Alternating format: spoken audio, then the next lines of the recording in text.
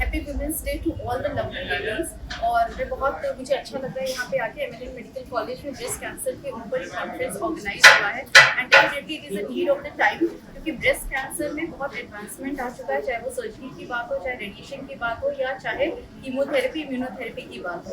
Breast cancer India में होने वाला one of the most common cancer है। सबसे अच्छी बात है कि ये जल्दी डिटेक्ट हो जाता है, इसका इलाज बहुत कारगर है। लेकिन दुख की बात यह है कि हमारे यहाँ फीमेल्स यूजुअली एडवांस स्टेज में आती हैं, क्योंकि पहले वो शर्माती हैं, बताती नहीं है। जब बीमारी बढ़ जाती है तो सही जगह पे पहुँच नहीं पाती। तो बहुत ज़रूरी है कि हर फीमेल महीना खत्म होने के चौथे से 5वें दिन ब्रेस्ट सेल्फ एग्जामिनेशन करें, जिसका वीडियो आराम से यूट्यूब पे मिल जाता है। 40 वर्ष के बाद हर महिला को मेमोग्राफी की जांच करानी चाहिए। अगर इतना हो जाता है तो ब्रेस्ट कैंसर अगर मटर के दाने के बराबर भी होगा तो पता चल जाएगा, और उस केस में सिर्फ सर्जरी और रेडिएशन से भी बीमारी ठीक हो सकती है। अगर लेट करेंगे, बीमारी बढ़ती है, तो उसमें जो ट्रीटमेंट में जो मोडालिटीज यूज होती है वो भी बढ़ता है। बट अगर कोई पेशेंट तीसरे या चौथे स्टेज में भी आता है, या अगर बीमारी फैला के भी आता है, तो अब इलाज इतना कारगर हो गया है कि इम्यूनोथेरेपी और स्टीरियोटैक्सी द्वारा फैले हुए बीमारी को भी कंट्रोल करने की कोशिश की जा सकती है। तो अंत में मैं यही बोलना चाहूँगी हर महिला से कि अपना ध्यान रखें, सेल्फ केयर करें, क्योंकि अगर आप हेल्दी रहेंगी तभी आप अपने परिवार को हेल्दी रख पाएंगी, और तभी हमारा देश, हमारा नेशन आगे बढ़ पाएगा। और इसकी जिम्मेदारी हमारी खुद की है। सेल्फ केयर बहुत ज़रूरी है, physically, mentally, socially, financially. Once again happy women's day to everyone. मेरा नाम डॉक्टर चंद्रप्रकाश वर्मा है। मैं आईएमएस बीएचयू में रेडियोथेरेपी में एसोसिएट प्रोफेसर हूँ। आज के दिन जैसे कि इंटरनेशनल वुमेन डे के भी सेलिब्रेट किया जाता है, तो उसी के बेसिस पे ही ध्यान देते हुए आज यहाँ पर जो है ब्रेस्ट ऑन सीएमई ऑर्गेनाइज की है, जिसका मुख्य उद्देश्य ये है कि महिलाओं में बढ़ते हुए स्तन कैंसर को कैसे अवेयर किया, कैसे जागरूकता मिले, ताकि कैंसर में एक चीज़ ये मानी जाती है कि शुरुआती बीमारी का पता करना ही उसका असली उपचार माना जाता है, ताकि जो है बीमारी को जल्दी मतलब सही किया जा सके। इसलिए ब्रेस्ट कैंसर में सबसे ज़्यादा ध्यान देने वाली बात है कि अगर स्तन में अगर कहीं जैसे कि नहाते समय आपको महिलाओं का अगर उनको कहीं भी थोड़ी कोई गांठ समझ में आती है तो डॉक्टर से सलाह लेनी चाहिए। और कुछ जो महिलाएं जो 40 ईयर के अबव हैं तो उनको एनुअल जो है मेमोग्राफी स्क्रीनिंग करानी चाहिए। और ये कभी कभी क्या होता है, ये आनुवंशिकता में भी आता है। तो अगर किसी मदर को अगर उसको ब्रेस्ट कैंसर से पीड़ित है तो वो अपने जो बेटियां हैं उनका स्क्रीनिंग थोड़ा अर्ली स्टेज से स्टार्ट कर देना चाहिए। धन्यवाद। मैं डॉक्टर अनिश गुप्ता, मैं डिपार्टमेंट ऑफ मेडिकल ऑन्कोलॉजी में एसोसिएट प्रोफेसर हूँ, टाटा कैंसर हॉस्पिटल वाराणसी। इसको महामना पंडित मदन मोहन मालवीय कैंसर हॉस्पिटल के नाम से जाना जाता है। जी, क्या टॉपिक है सर? आज मैं इस संगोष्ठी में ब्रेस्ट कैंसर में इम्यूनोथेरेपी के रोल के बारे में अपना जो भी डेवलपमेंट है उसके बारे में बताने आया।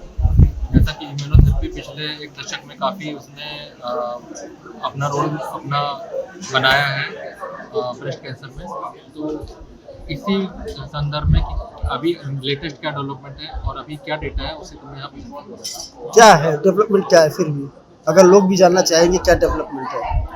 जैसे इम्यूनोथेरेपी आज से 3-4 साल पहले तक केवल 4th स्टेज कैंसर नहीं आया था, लेकिन पिछले वर्षों में 1-2 वर्षों में यह जो क्यूरेबल कैंसर होते हैं जिसमें हम ऑपरेशन करते हैं उससे पहले भी हम इम्यूनोथेरेपी का गाइडलाइन में प्रयोग आने लगा है। तो उसी के संबंध में मेरा प्रेजेंटेशन है। नमस्कार, मैं डॉक्टर मयंक त्रिपाठी हूँ। मैं सर्जिकल ऑन्कोलॉजिस्ट हूँ, कैंसर सर्जन हूँ मैं टाटा मेमोरियल हॉस्पिटल वाराणसी में। आज हम जिस चीज़ के बारे में बात कर रहे हैं, ब्रेस्ट कैंसर, स्तन का कैंसर। जो ब्रेस्ट कैंसर है ये पूरी दुनिया में जितने कैंसर होते हैं महिलाओं में होने वाला सबसे कॉमन कैंसर है। जो दूसरे नंबर का कैंसर है वो बच्चेदानी का जो मुख होता है, जिसको हम सर्विक्स बोलते हैं, वो है, लेकिन वो अब घट रहा है धीरे धीरे। लेकिन ब्रेस्ट कैंसर ऐसा कैंसर है जो अभी भी हमारे सिर्फ अपने देश में करीब 2 लाख नए केसेस होते हैं हर साल। और दूसरी सबसे बड़ी समस्या जो ब्रेस्ट कैंसर के साथ है कि अब ये यंग लोगों में भी देखने को मिल रहा है। लेकिन इस कैंसर के साथ जो अच्छी चीज़ क्या है, इससे जितना हमें भय है कि कैंसर एक तरह से डेथ सेंटेंस है, मृत्यु दंड है, ऐसा नहीं है। अभी जिस तरह की हमारे पास टेक्नोलॉजी है, जिस तरह के ट्रीटमेंट अवेलेबल है, अभी बहुत से कैंसर हैं जिसको हम बोलते हैं कि क्योरेबल कैंसर है। मीन्स अगर उनका वक्त पे इलाज हो जाए तो ये कैंसर ऐसे हैं जिनको हम क्योर कर सकते हैं, पूरी तरह से ठीक किया जा सकता है। ब्रेस्ट कैंसर के साथ अच्छी बात ये है कि इसकी ट्रीटमेंट में बहुत ही रैपिड इवोल्यूशन हुआ है, काफ़ी तेज़ी से हमारे पास नए ट्रीटमेंट आए हैं, नई टेक्नोलॉजी आई है, और जो ब्रेस्ट कैंसर के रिजल्ट हैं वो बहुत अच्छे हैं कई दूसरे कैंसर्स की तुलना में। जैसे हम बात करें तो ब्रेस्ट कैंसर में अगर हम स्टेज 1 और स्टेज 2 के मरीजों को अगर हम ट्रीट करते हैं, हम करीब 90% से ज़्यादा लोगों को पूरी तरह से ठीक कर सकते हैं। पूरी तरह से ठीक मतलब दोबारा उनको कैंसर नहीं आता है।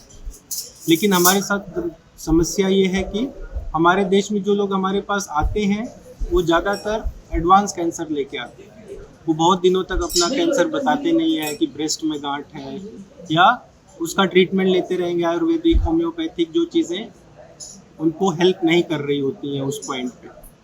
तो हमारे साथ दिक्कत ये है कि हमें लेट कैंसर्स मिलते हैं, इसलिए उनका ट्रीटमेंट भी उतना ही मुश्किल होता जाता है। हालांकि ब्रेस्ट कैंसर एक ऐसा कैंसर है जिसको बहुत आसानी से डिटेक्ट किया जा सकता है। कोई भी ब्रेस्ट में गांठ अगर महसूस होती है किसी महिला को, तो उसको तुरंत किसी डॉक्टर से मिलना चाहिए। जितना जल्दी आप मिल पाएंगे, जितना अर्ली स्टेज में हम उनको देख पाएंगे, उतना अच्छा ट्रीटमेंट, उतना अच्छा आउटकम आपको मिल सकता है। अमर उजाला जीवांजलि के सारथी की मदद लें और महाकुंभ में स्नान जरूर करें।